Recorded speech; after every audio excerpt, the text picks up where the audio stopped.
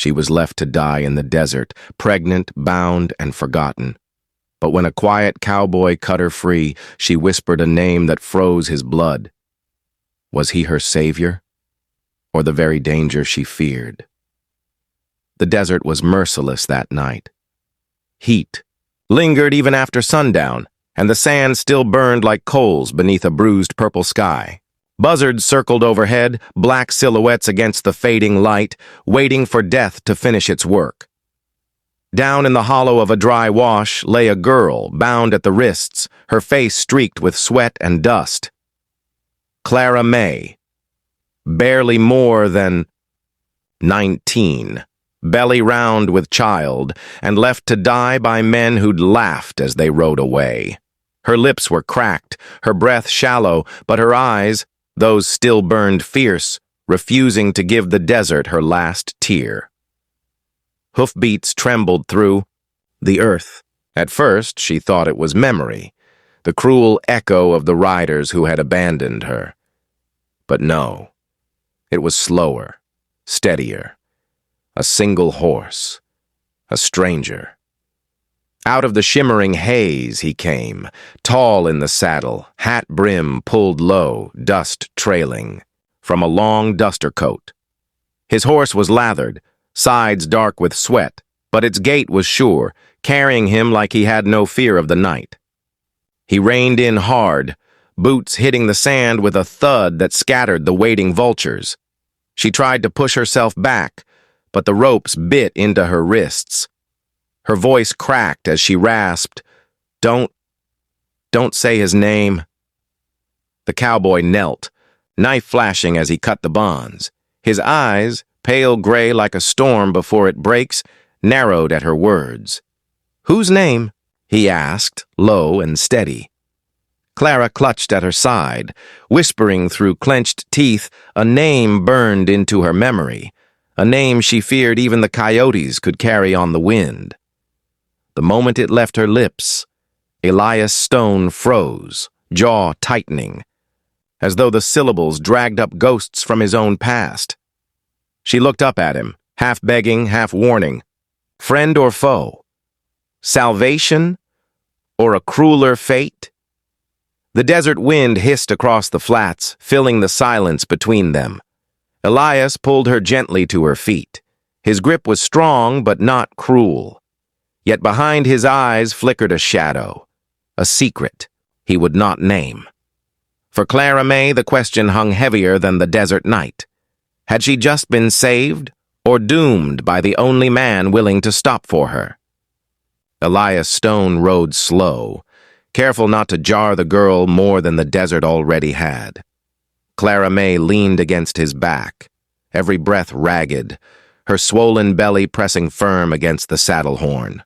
The horse's hooves thudded steady through the sand, carrying them away from the hollow where she would have been picked apart by buzzards before morning. By the time the first lanterns of Cottonwood Ranch flickered in sight, Clara was drifting in and out of fever dreams. The ranch sat low against the land, a lonely cluster of buildings under the wide Texas stars. Weathered boards, a sagging barn, and one proud cottonwood tree still clinging to life at the well. Elias had kept it alive the way a man clings to memory. He lifted her down and carried her across the yard, boots crunching gravel. Inside the cabin, he laid her on a cot by the stove and lit a fire.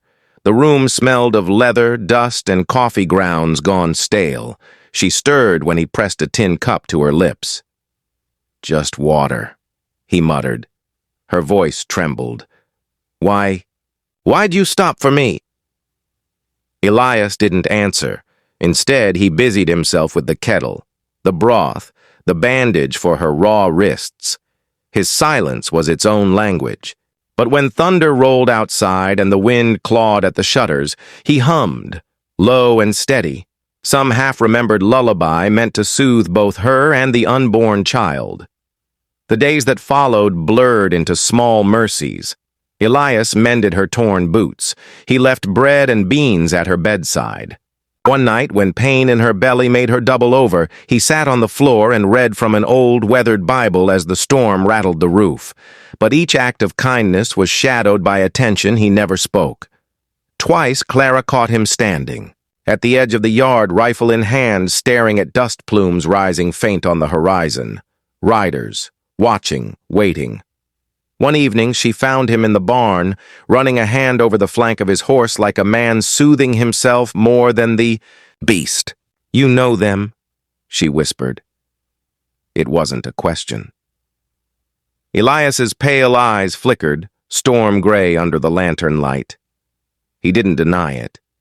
The desert had given her a refuge, but it had also given her a man with secrets carved deep into his silence. And sooner or later, secrets had a way of riding straight to your door. The morning broke with a copper sky, the kind that promised heat and trouble. Clara Mae woke to the smell of coffee and the sound of Elias splitting wood outside. For a moment, she let herself believe she had found peace on this lonely stretch of earth. But when she rose, she noticed something beneath the cot, something half buried in the dirt floor. A scrap of paper, edges burned, brittle from ash. She pulled it free with trembling fingers. Across the page was scrawled a few words, smeared by smoke. On the back, faint but undeniable, lay the imprint of a cattle brand, a circle split by a jagged slash. Her breath caught. That mark wasn't just a rancher's seal. It was the sign of the men who had bound her, the same riders who had left her for dead. Elias stepped inside then, sweat darkening his shirt. His eyes darted to the paper in her hands. For the first time, his silence cracked. "That's not yours." Clara clutched it tighter, fire rising in her chest. "You rode with them."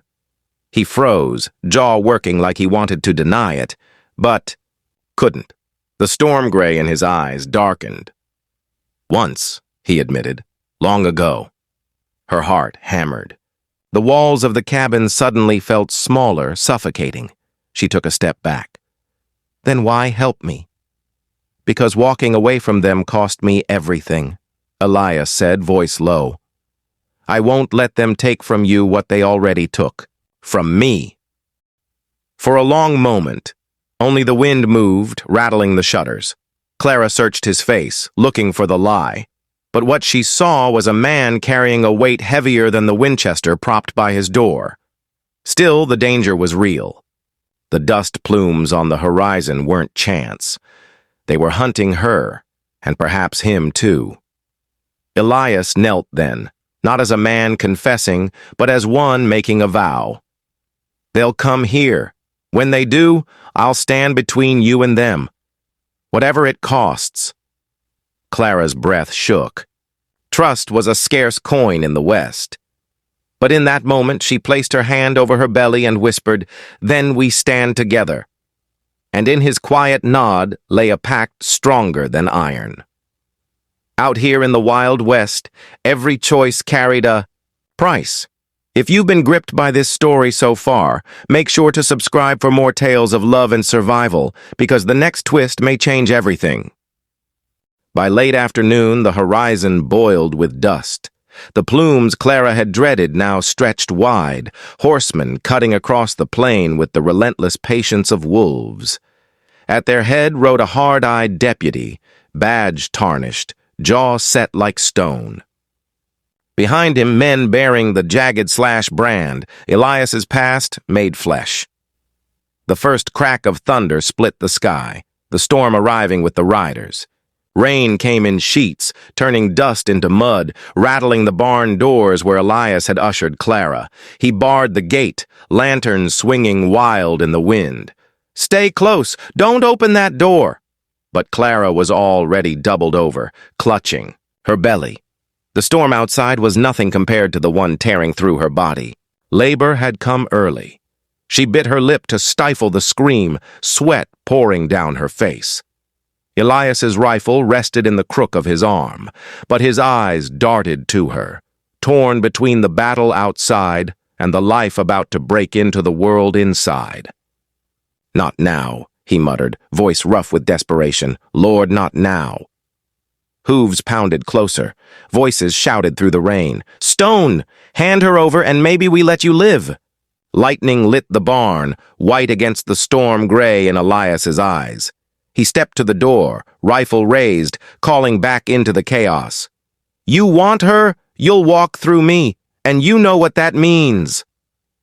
The men outside cursed, but hesitated. They knew Elias Stone, knew what he had been, and what it cost to cross him. Behind him, Clara cried out, body racked with pain. Elias, please! His world split in two, the vow he had made and the secret he had buried.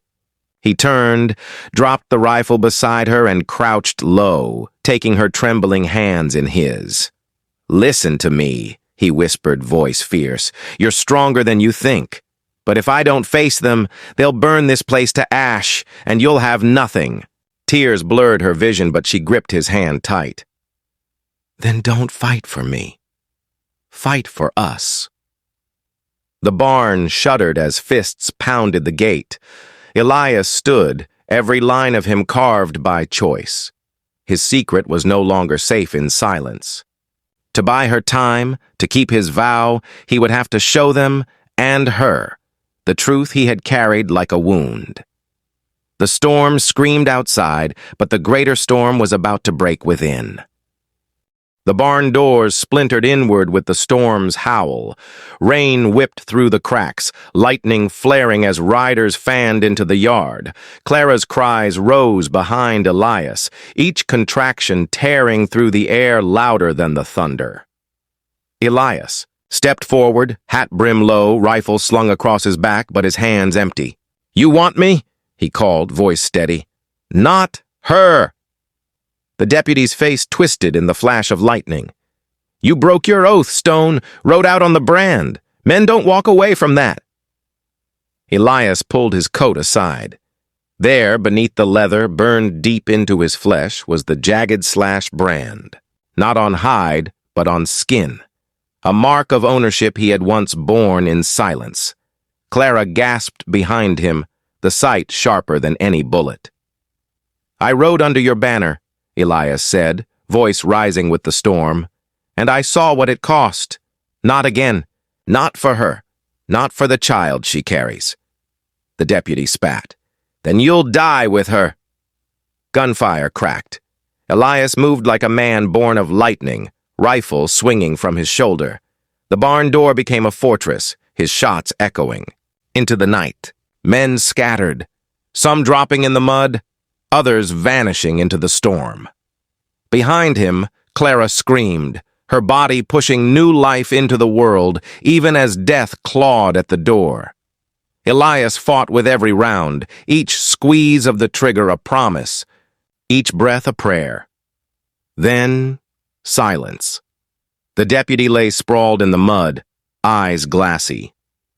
The storm eased, its rage spent, leaving only rain dripping from the eaves. Inside, Clara's cry broke into a sob, the sob of a mother holding her newborn against her chest.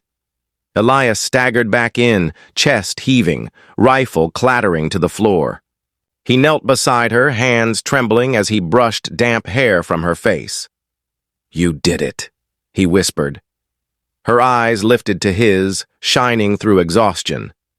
No, she said softly. We did. Elias looked at the child swaddled in Clara's arms. Tiny fists clenched, lungs fierce, a storm-born truth. This was the redemption he had never believed he'd see. In the Wild West, secrets cut deeper than bullets and love was rarer than water. But sometimes, even the most broken man could choose mercy. And even the most abandoned girl could find a family. If Clara's courage stirred something inside you, don't just leave this story behind. Like this video, subscribe, and ring the bell, because out here in the Wild West, love may be scarcer than water, but it always finds a way.